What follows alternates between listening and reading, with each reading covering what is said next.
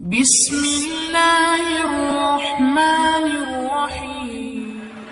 جن لوگوں نے ادب کیا ان کے مقدر جہاں بت ہے، ان لوگوں کو خداوند کریم نے دنیائی میں وقت لگائے۔ حضرت خالد بن ولید رضی اللہ تعالی عنہ اطلاع دی گئی، خبر ملی کہ عیسائی سردار عیسائی بادشاہ 1.5 لاکھ کے قریب فوج لے کر مسلمانوں پہ حملہ کرنے کے لیے آیا ہے۔ حضرت خالد بن ولید رضی اللہ تعالی عنہ کو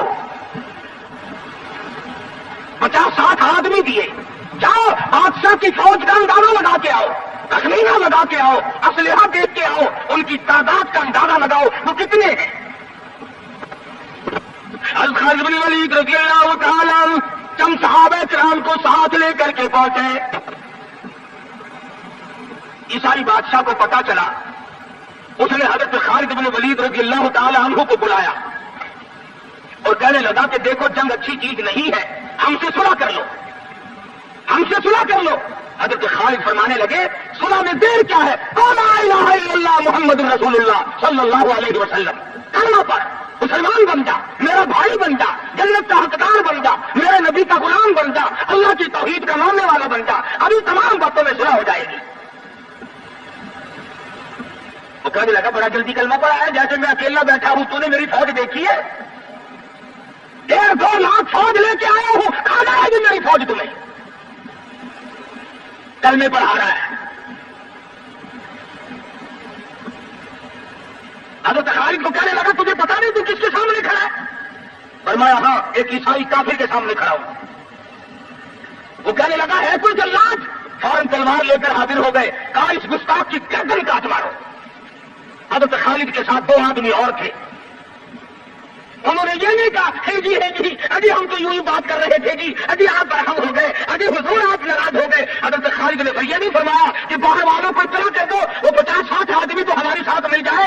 2 ساتھیوں کو فرمایا اب ایک دوسرے کی طرف مت دیکھنا، تلوار نکال لو، انشاءاللہ حوض کوثر پہ ملاقات ہوگی۔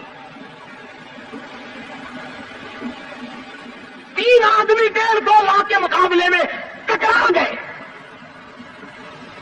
یہ نہ سوچا کہ ہوگا کیا۔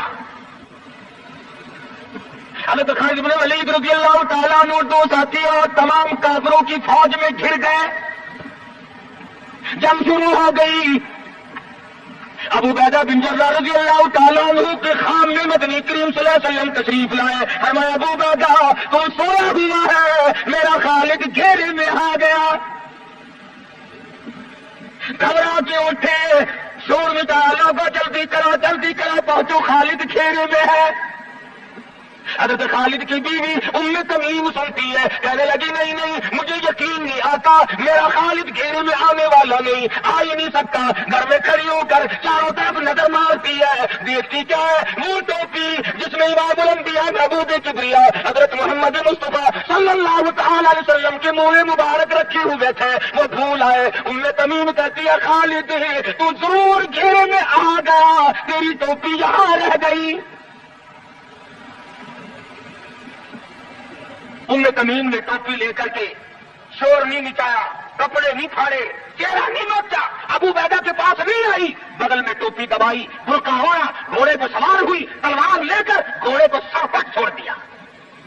صحابہ دیکھ رہے تھے، ارے یہ کون ہے، یہ کوئی جاسوس معلوم ہوتا ہے، اسے پکڑو۔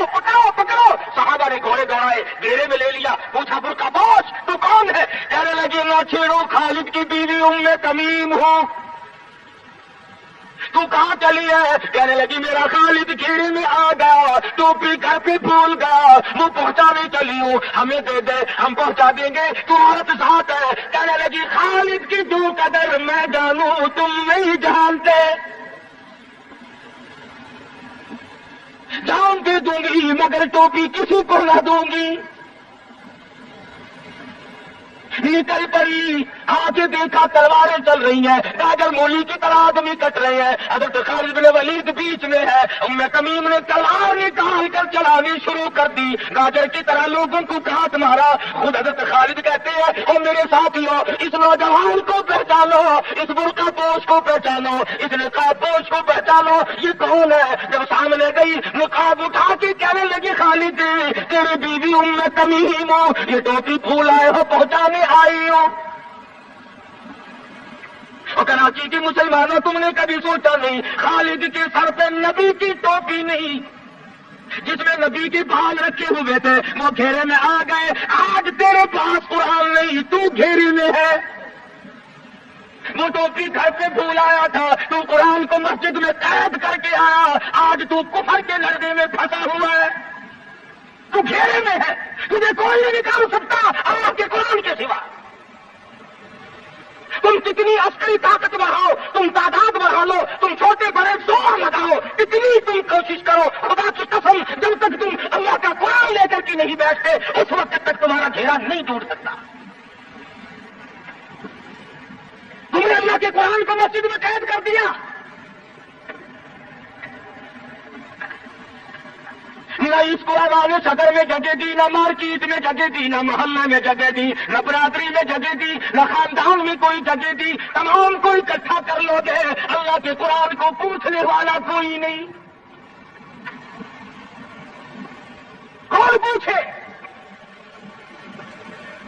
حضرت خالد تو صرف ٹوپی بھول کر آئے تھے، ہم نے قرآن ہی بھلا دیا، نبی کی سیرت کا آئینہ بھلا دیا، خدا کی قسم نبی نے امانت تمہارے سپرد کی ہے، میدان حشر برپا ہوگا اور اللہ کا پیغمبر کھڑا ہو کر تم سے مطالبہ کرے گا لاؤ میری امانت کہاں ہے؟ کچھ لوگ کہیں گے اور جی ہم تو عشق کی وجہ سے ایسا کر بیٹھتے ہیں، محبت میں ہمیں پتہ ہی نہیں چلا قرآن کہاں رہ گیا، محبت میں ہمیں پتہ ہی نہیں چلا قرآن رہ کہاں گیا، اور تجھے کیسی محبت ہے، تجھے کیسا عشق ہے کہ تجھے آج تک پتہ نہیں چلا، عشق تو صحابہ کرام کو تھا۔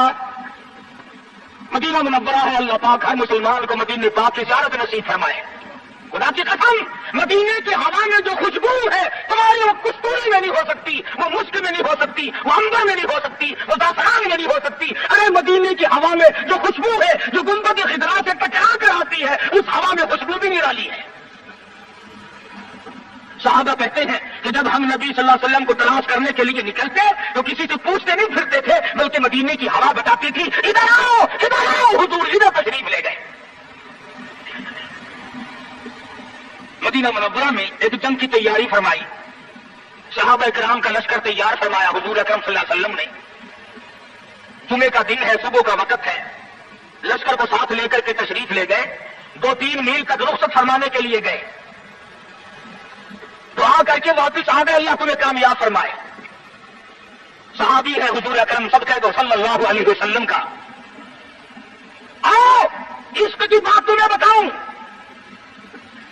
حضور اکرم صلی اللہ علیہ وسلم نے روانگی کے وقت فرما دیا، توجہ کرنا، لشکر کو رخصت کرتے وقت فرما دیا، اور میرے دیوانوں اور پروانوں اور میرے جانی سارا بات سنو، پہلے جھنڈا جعفر طیار رضی اللہ تعالیٰ عنہ کے ہاتھ میں دینا، پھر جھنڈا عبداللہ بن روا کے ہاتھ میں دینا، پھر جھنڈا اسامہ بن زید کے ہاتھ میں دینا۔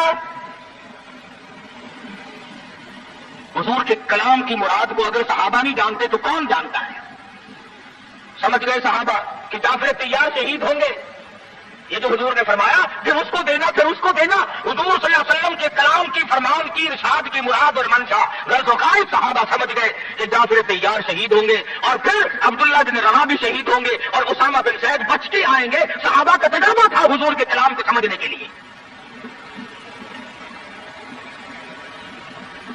عبداللہ بن روا رضی اللہ تعالیٰ عنہ نے سوچا کہ تسلی تو میری ہو گئی کہ میں شہید ہوں گا، اس جنگ میں واپس نہیں آؤں گا، مگر چلو جمعے کا دن ہے، سواری میری بڑی تیز ہے، میں آخری جمعہ سرکار دو عالم صلی اللہ علیہ وسلم کے پیچھے کیوں نہ پڑھوں اور جمعہ پڑھ کے جاؤں گا، ایک مرتبہ اور اپنے آقا کا دیدار کروں گا۔ واپس مدینے میں آئے، گھر نہ گئے، بیوی بچوں میں نہ گئے، باغ و بہار میں نہ گئے، فصل باری میں نہیں گئے، لوگوں میں نہیں گئے، سیدھے مسجد نبی میں تشریف لائے۔ جمعے کی نماز کے بعد مدنی کریم صلی اللہ علیہ وسلم سے سلام کیا۔ حضور نے فرمایا عبداللہ، میں نے جو تجھے صبح رخصت کیا تھا لشکر کے ساتھ، تجھے صبح روانہ کر دیا تھا، تو چلا گیا تھا فوج کے ساتھ۔ عرض کیا یا رسول اللہ، میرے ماں باپ قربان ہو جائیں، آپ کے فرمان سے میں نے یہ اندازہ لگایا کہ میں شہید ہو جاؤں گا، میرا یہ آخری جنگ ہے، یہ آخری جہاد ہے۔ میرے دل میں ایک بات آئی، آج جمعے کا دن ہے، اپنے آقا کے پیچھے جمعہ بھی پڑھوں، آخری جمعہ پڑھوں اور آخری دیدار کر کے جاؤں۔ اب تھوڑے سے مجھے آپ بول کے بتائیں، عبداللہ ابن رواح کا یہ عشق ہے کہ نہیں؟ کوئی ڈر کی بات نہیں، کوئی خوف کی بات نہیں، بیوی بچوں کی محبت نے نہیں کھینچا، باغوں کو دیکھنے نہیں گیا، بچوں سے ملاقات کے لیے نہیں گیا۔ ارے حضور کا عشق ہے، کہتا ہے آخری جمعہ، آخری دیدار، آخری ملاقات۔ اور عرض کیا میرے آقا، میں اپنے ساتھیوں کو جا ملوں گا، میری سواری بڑی تیز ہے۔ امام الانبیاء محبوب کبریا حضرت محمد مصطفیٰ صلی اللہ علیہ وسلم کا چہرے انور سرخ ہو گیا۔ فرمایا عبداللہ، تو ساتھیوں کو نہیں مل سکتا، جب تیرے ساتھی جنت میں جائیں گے 500 سال بعد میں بہشت میں جا سکے گا۔ کیوں؟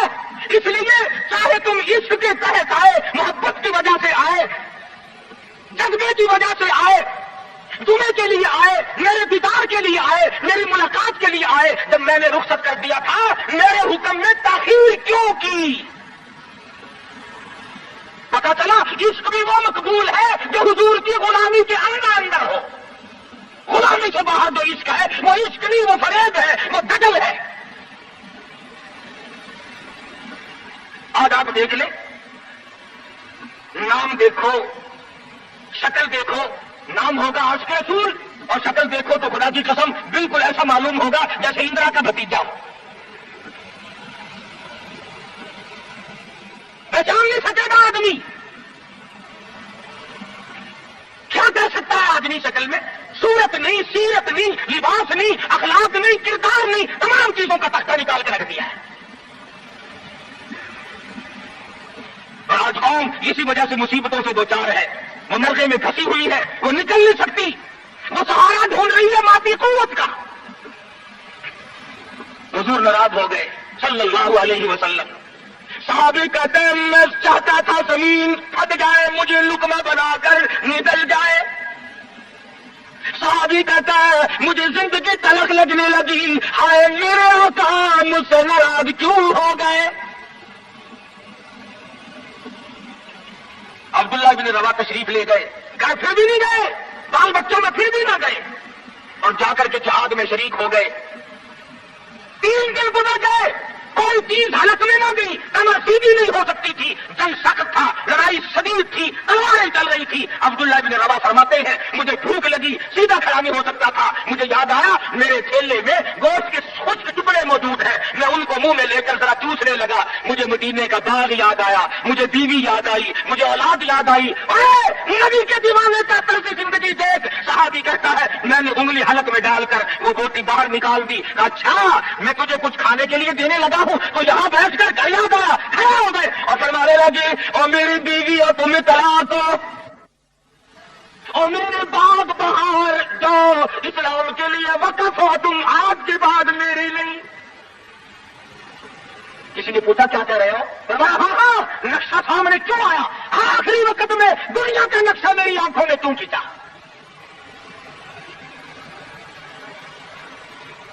صحابی نے اپنے دل میں تصور بھی لانا اچھا نہ سمجھا، میری عاقبت خراب نہ ہو جائے، میری آخرت نہ بگڑ جائے۔ عبداللہ بن رواح تلوار لے کر کھڑے ہو گئے، کسی نے لکھا 3 دن کا، بعد نے لکھا 5 دن کا بھوکا صحابی ٹکڑے ہو گیا۔ یہ تھا عشق جسے عشق کہا جاتا ہے، لیکن حضور کی اندازہ لگاؤ حکم میں تاخیر کی وجہ سے 500 سال بعد کو بہشت میں جا سکے گا، اور جنہوں نے حضور کے احکام کو سرے سے ٹکرا دیا، سرے سے ماننا ہی نہیں، انکار کر دیا، اب یہ فیصلہ تم کرو، اب یہ فتویٰ تم دو کہ وہ جنت میں کب جائیں گے۔ امام الانبیاء محبوب کبریا حضرت محمد مصطفیٰ صلی اللہ تعالی علیہ وسلم کے دیوانوں نے حد کر دی، پروانوں نے حد کر دی، جس صورت سے بھی ان کو لگایا گیا اسی صورت سے وہ آگے بڑھتے رہے۔ فاروق اعظم کی حکومت ہے سعد رضی اللہ تعالی عنہ، مصر کے علاقے میں کافروں نے ایک سازش بنائی، لڑکیوں کو ہار و سنگار کر کے کوٹھے پہ کھڑا کر دیا۔ پروگرام مسلمانوں کو پہلے معلوم ہو گیا کہ مسلمان فوج کے کلچر کو تباہ کرنا چاہتے ہیں، مسلمان کے اخلاق و کردار کو برباد کرنا چاہتے ہیں۔ فاروق اعظم کو خط لکھا اور راستہ کوئی نہیں فوج کے گزرنے کا، ایک ہی راستہ ہے اور اس راستے کو خراب کر دیا گیا، اس راستے میں کانٹے بچھا دیے گئے، حسن کی دولت بکھیر دی گئی تاکہ مسلمانوں کا دل خراب ہو۔ ارے یہ کافر کا بھی عقیدہ ہے کہ اگر مسلمان کا پاؤں پھسل گیا پھر یہ جہنم سے انہیں نہیں ٹھہرتا۔ فاروق اعظم رضی اللہ تعالیٰ عنہ نے خط کا جواب دیا اور صاف صاف لکھ دیا، کوئی پریشانی کی بات نہیں، ساری فوج کو اکٹھا کر کے قرآن کی آیت سنا دو، ساری فوج کو اکٹھا کر کے قرآن سناؤ۔ چنانچہ کمانڈر نے، سپہ سالار نے فوج کو اکٹھا کیا اور قرآن کریم سنا دیا، وَقُلْ لِلْمُؤْمِنِينَ يَغُضُّوا مِنْ أَبْصَارِهِمْ وَيَحْفَظُوا فُرُوجَهُمْ ذَلِكُمْ أَزْكَىٰ لَكُمْ إِنَّ اللَّهَ خَبِيرٌ بِمَا يَصْنَعُونَ۔ مسلمانوں اپنی نظروں کی حفاظت